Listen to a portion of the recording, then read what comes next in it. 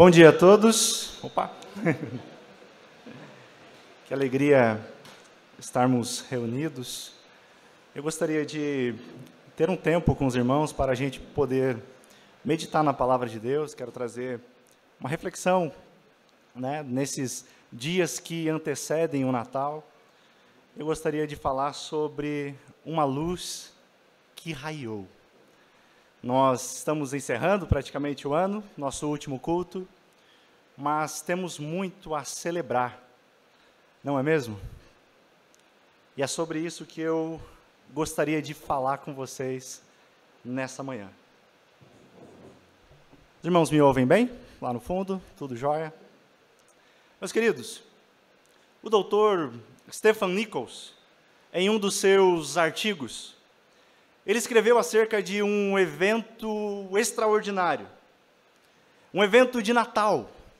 Era dia 25 de dezembro de 1914. Muito tempo. É o ano em que a Primeira Guerra se dá início. Mas acontece um fato interessante. Em meio à devastação da guerra, em meio à devastação das batalhas, é dada uma trégua para celebrar o Natal. A noite vai se aproximando, o som dos explosivos e dos tiros vão se silenciando e vão dando lugar, agora, a cânticos natalinos. Pela manhã, soldados começam a sair das suas trincheiras, desarmados, e se dirigem até as outras dos seus inimigos, e eles começam a se reunir, trocar presentes e celebrar o Natal. Os soldados registram esse dia em cartas, em seus diários, até porque não tinha rede social naquela época, né? E eles registram da seguinte maneira: um soldado alemão relatou esse dia em seu diário da seguinte forma: os ingleses trouxeram bola de futebol das trincheiras, e logo ocorreu um jogo animado. Quão surpreendentemente maravilhoso! E, contudo, quão estranho foi. Os oficiais sentiram o mesmo. Assim, o Natal, a celebração do amor, conseguiu unir inimigos mortais como amigos por um momento. Por um dia, houve paz na guerra. Por um dia houve esperança. Por um dia, uma luz brilhou. Após o Natal, os soldados voltam às suas trincheiras e a guerra continua. Eu sei que os contextos são diferentes. A nossa realidade é outra, não é mesmo? Mas constantemente nós enfrentamos batalhas. E em meio ao que enfrentamos, em meio a tudo isso, o que nós mais queremos é encontrar paz, encontrar esperança, encontrar uma luz em meio à escuridão. E de preferência, que não dure apenas um dia. A boa notícia que eu trago a vocês nessa manhã é que há uma promessa duradoura, é que há uma promessa do Natal, de que há um rei. E quando esse rei chegar, ele colocará em ordem as coisas novamente. Amém? É isso que nós veremos no texto que eu quero meditar com vocês essa manhã. Abra sua Bíblia, no livro do profeta Isaías, capítulo de número 9. Um texto tão conhecido. É nele que meditaremos rapidamente nessa manhã. Isaías, capítulo 9, eu quero fazer a leitura com os irmãos do versículo 1 até o 7.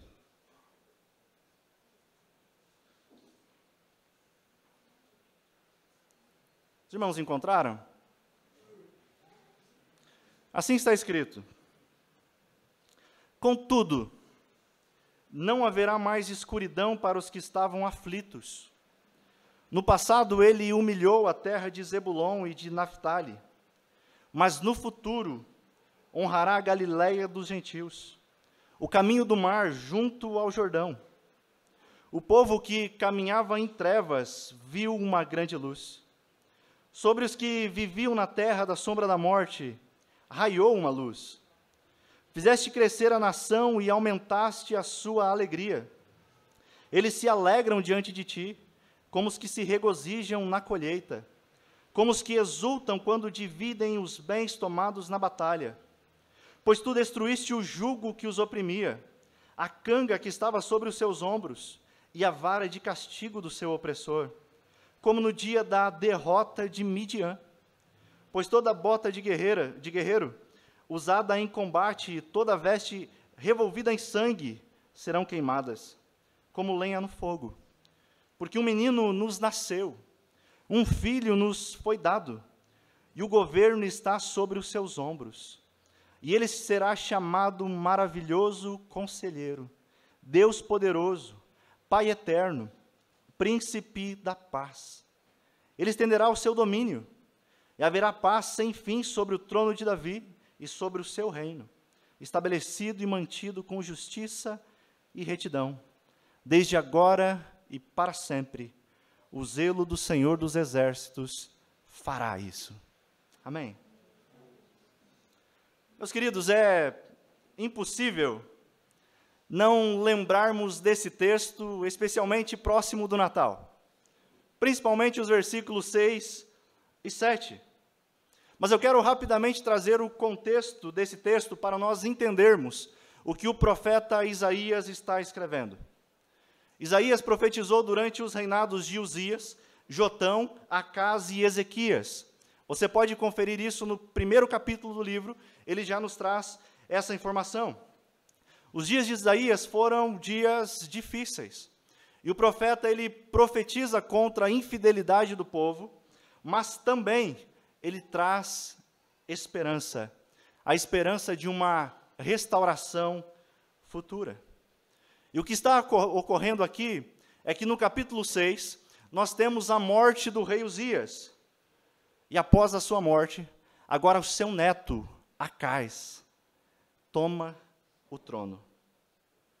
Porém, está vendo diante de uma possibilidade da invasão da Síria, esse mesmo rei que está dando início ao seu reinado, ele está tremendo de medo. Você pode ver isso no capítulo 7. Então, Deus manda Isaías levar uma mensagem de encorajamento ao rei. E diz a ele: não tenha medo. Entretanto, diante da mensagem de Deus, Acás não ouve o Senhor. Ele se recusa a crer no que Deus falou. E ao invés disso, ele prefere confiar no socorro de um outro povo, a Assíria, ao invés de confiar na palavra de Deus. Então, Isaías fica sabendo de um novo rei. Mediante aquela opressão, eles necessitam de um novo rei. Um rei maior que os demais. Um rei que, ao chegar, vai transformar todas as coisas para o louvor do seu nome. E essa é a mensagem do Natal para você. O rei prometido está chegando. E ele pode transformar radicalmente a sua vida. Você crê nisso? Sabendo disso, sabendo dessa verdade maravilhosa, o que esse rei tão prometido trará? O que ele trará?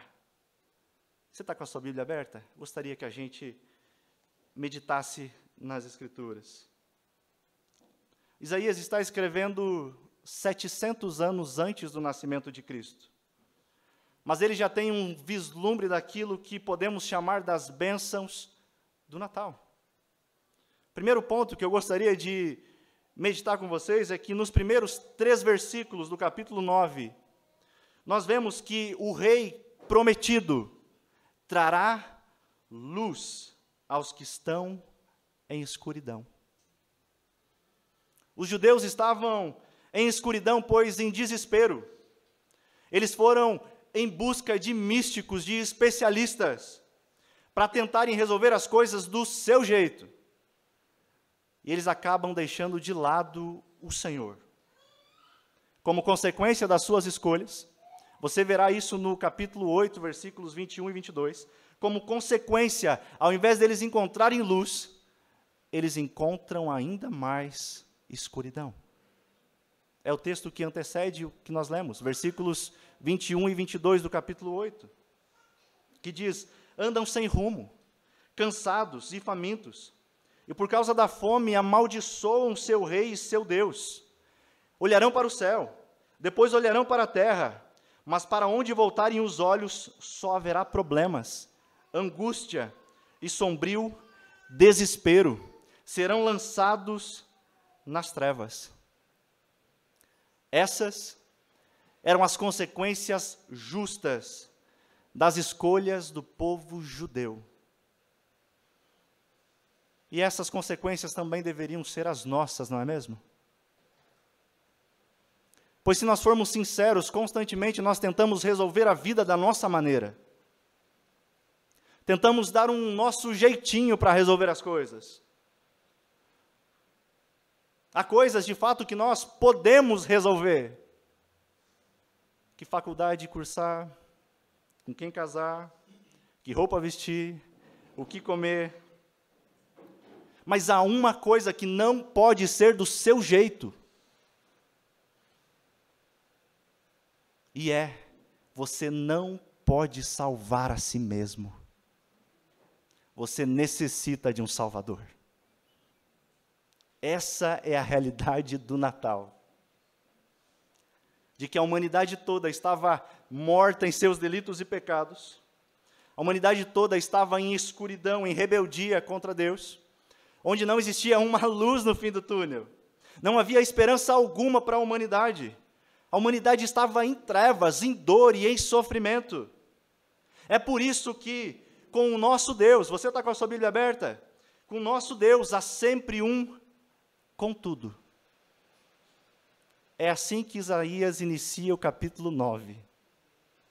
Contudo, não haverá mais escuridão para os que estavam aflitos. Amém? Porque sobre os que viviam na terra da sombra da morte, raiou uma luz. Por quê? Versículo 2. Porque o povo que caminhava em trevas viu uma grande luz. Que maravilha! Isaías está mostrando que essa luz ela não foi fabricada pelos homens, mas é a luz que vem do próprio Deus. E o profeta está mostrando que não haverá mais escuridão para aqueles que o pertencem, para aqueles que estavam aflitos. Houve grande luz. A luz brilhou. Notem, que interessante o que Isaías está dizendo. Contudo, todavia, porém, vocês foram tirados da escuridão. Vocês viram grande luz. E qual é o resultado disso? Versículo 3. Fizeste crescer a nação e aumentaste a sua alegria. É o que você deseja também? Viver, desfrutar de plena alegria? É o seu desejo? É isso que você deseja? Sim. Então você precisa aceitar a realidade do Natal. Qual é ela? Que por causa dos nossos pecados, estamos em escuridão. e não temos como produzir luz sozinhos. Havia um abismo entre Deus e o homem, onde somente aquele que é a luz do mundo poderia ligar novamente o homem a Deus. Meus irmãos, o Natal revela a incapacidade humana de salvar a si mesmo. O Natal revela a incapacidade do homem de resolver os seus próprios problemas. O Natal revela a incapacidade de resolvermos os problemas do nosso coração. Pecado. É por isso que eu e você precisamos de um Salvador. De alguém que viesse a esse mundo, pegasse a minha e a sua culpa e a cravasse na cruz. Jesus, Ele é a verdadeira luz do Natal. Jesus é a luz, a única luz que, quando todas as outras se apagam, Ele permanece a brilhar. Homens, mulheres, sonhos, profissões, amigos, prazeres, todas as coisas se apagam, todas passam, mas apenas a luz verdadeira permanece para sempre. Amém. Segundo ponto, que o rei prometido por Isaías trará, é que esse rei trará libertação. Versículo 4, observe comigo. Pois tu destruíste o jugo que os oprimia, a canga que estava sobre os seus ombros, e a vara de castigo do seu opressor, como no dia da derrota de Midian. É interessante que Isaías faz uma ilustração de como será essa libertação. E ele diz que no dia da derrota, diz que será como no dia da derrota de Midian. Vocês lembram dessa história? Se vocês desejarem relembrar, vocês poderão em casa abrir o livro de Juízes e ver do capítulo 6 até o 8 essa história. O que ocorre? Resumidamente, o exército de Midian era incontável, era enorme. Porém, o exército de Gideão era pequeno, minúsculo. Não teria possibilidade alguma do exército de Gideão derrotar o outro exército. Mas o que acontece? Quem vence a batalha? O exército de Gideão. Por quê? Porque Deus lutou por eles. É assim que acontece. Não é o povo de Deus que se liberta. Não é o povo de Deus que se salva. Mas é Deus que, pela graça, que salva e liberta o seu povo. Amém? Isso que é verdadeira libertação. Isaías diz então no versículo 5, pois toda bota de guerreiro usada em combate e toda veste revolvida em sangue serão queimadas como lenha no fogo. Comentaristas entendem que esse ato de colocar fogo nos apetrechos de guerra indica que não havia mais indícios que haveria uma guerra. Não havia mais indícios de uma ameaça de guerra. Por quê? Ou seja, o que isso significa? Ele estava dizendo, vocês não vão lutar. Deus lutará por vocês. E a isso a Bíblia chama de presente, graça. Amém? Meus irmãos, o quão difícil isso é para nós. Quão difícil é deixarmos de querer lutar pelas nossas forças. Na nossa cultura, onde muito é valorizado pelo mérito, pelo esforço, pelo merecimento, nós nos constrangemos quando recebemos presentes. Principalmente quando não fizemos nada para merecê-lo. Essa é a nossa cultura. Ontem, nós realizamos uma pequena ação aqui na frente da igreja, onde nós entregamos um presente simples, um bombom, uma Bíblia e um cartão. E acredite, alguns que pegavam, automaticamente diziam, quanto é? Quanto eu tenho que pagar? Eles acham essa cultura de merecimento. Eu recebo porque eu fiz algo. Acredite, há muitos cristãos que vivem dessa maneira. Carregam fardos pesados. Simplesmente porque pensam que precisam fazer algo para merecer a sua salvação.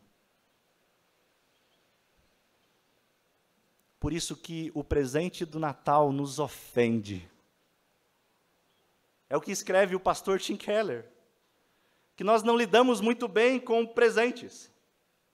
Tem alguns que a gente se ofende. Ou então, nós precisamos engolir o orgulho. Imagina, dá o exemplo, né? Seu esposo, sua esposa, um amigo, decide lhe dar um presente. Você abre aquele presente, é um livro. Você ama livros. Porém, quando você vê o título do livro, é algo mais ou menos assim, Superando o Egoísmo. Como você reagiria?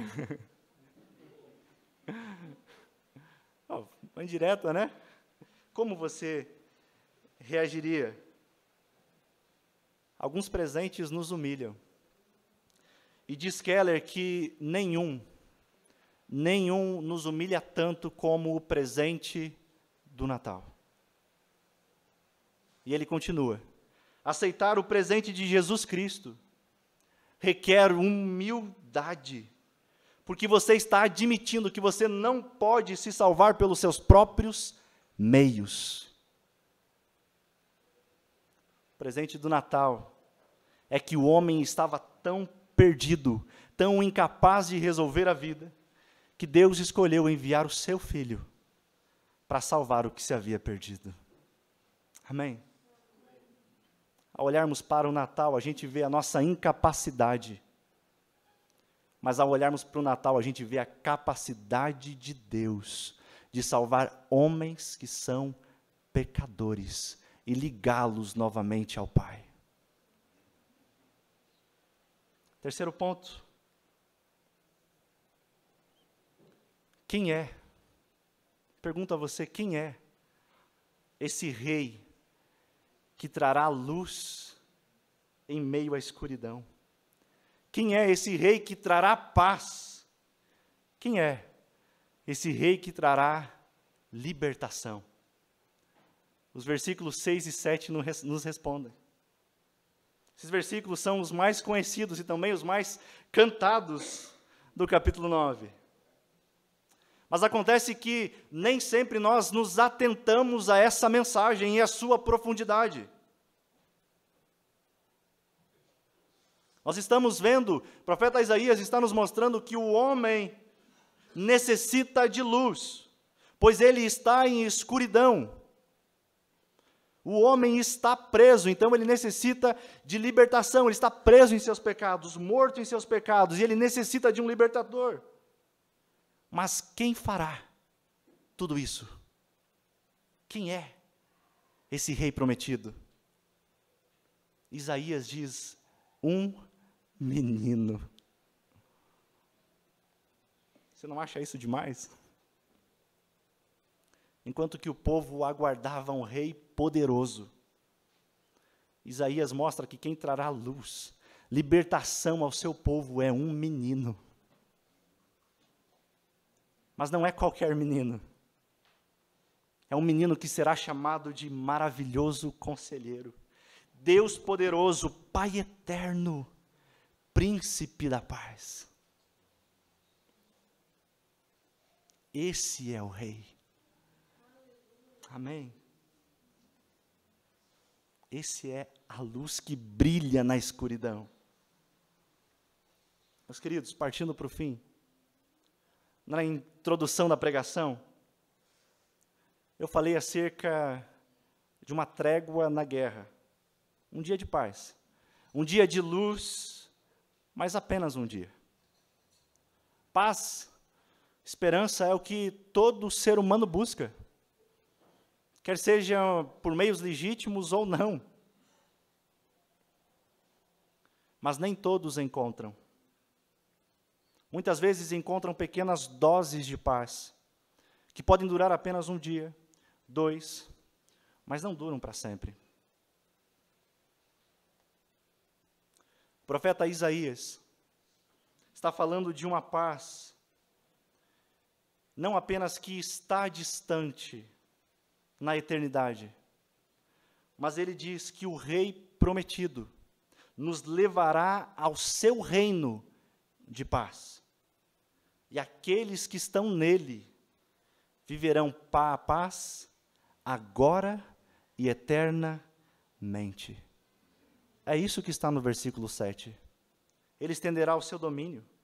Haverá paz sem fim sobre o trono de Davi, sobre o seu reino, estabelecido e mantido com justiça e retidão. Preste atenção, desde agora e para sempre. O zelo do Senhor dos Exércitos fará isso. Amém. Meus queridos, o menino nasceu, viveu neste mundo, morreu numa cruz, ressuscitou ao terceiro dia e virá para julgar vivos e mortos. E esse menino que em sua primeira vinda veio em humildade, João descreve que no Apocalipse, que na sua segunda vinda, esse menino, o grande rei, ele virá em majestade e glória, e todos verão. Estamos nesse tempo de espera, e enquanto nós aguardamos, não se esqueça que o cristianismo não é somente uma notícia sobre o amanhã, mas é a realidade de hoje. Nós já desfrutamos da paz de Deus. É claro que talvez ainda não na sua totalidade, mas um dia desfrutaremos eternamente daquele lugar prometido por Cristo. Meus irmãos, o grande Deus veio até nós. E essa é a maravilha do Natal, nos dando luz porque estávamos em trevas, liberdade porque nos encontrávamos em guerra. Minha recomendação a você nesse Natal é: não veja o Natal de longe. Não deixe com que as outras coisas, apesar de maravilhosas, reunir a família, troca de presentes, a janta, não deixe com que essas coisas sejam o principal do Natal. Mas se aproxime do grande Rei. É muito bom recebermos presentes, estarmos com a família reunida, decorar a casa, mas não devemos esquecer que tudo deve apontar para Cristo. Essa é a verdade do Natal. O Filho de Deus veio até nós e nos presenteou com um presente que eu e você não podemos pagar. Quanto custou esse presente? Custou tudo para Deus. Custou a vida do seu Filho. Por isso que nós celebramos, por isso que nós nos reunimos para louvar o grande Rei, porque uma luz brilhou. Vamos orar?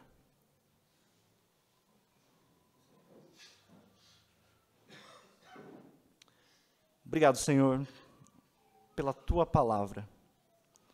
Nós podemos descansar em Ti, porque sabemos que foi o Senhor que interveio na nossa história. Foi o Senhor que veio até nós. E agora nós somos Teus filhos. Nós saímos de um estado de rebelião, de trevas, e encontramos, na verdade, o Senhor nos encontrou e nos derramou do seu amor e graça, perdoando as nossas ofensas contra um Deus que é santo. Não deixe, Pai, com que nós esqueçamos do verdadeiro significado do Natal, mas que nós possamos celebrar que um dia o Senhor veio a este mundo, se humilhou, morreu por nós, mas que voltará. É nessa verdade que nós ansiamos. Estamos nesse tempo de espera, o aguardando com o coração prostrado perante o Senhor. Não deixe com que a gente queira viver da nossa maneira, achando que podemos nos salvar pelos nossos meios. Mas nos humilha diante da beleza da tua salvação. Nos prostre, Pai, de joelhos diante do Rei, diante do menino que nasceu. É a nossa oração. Amém.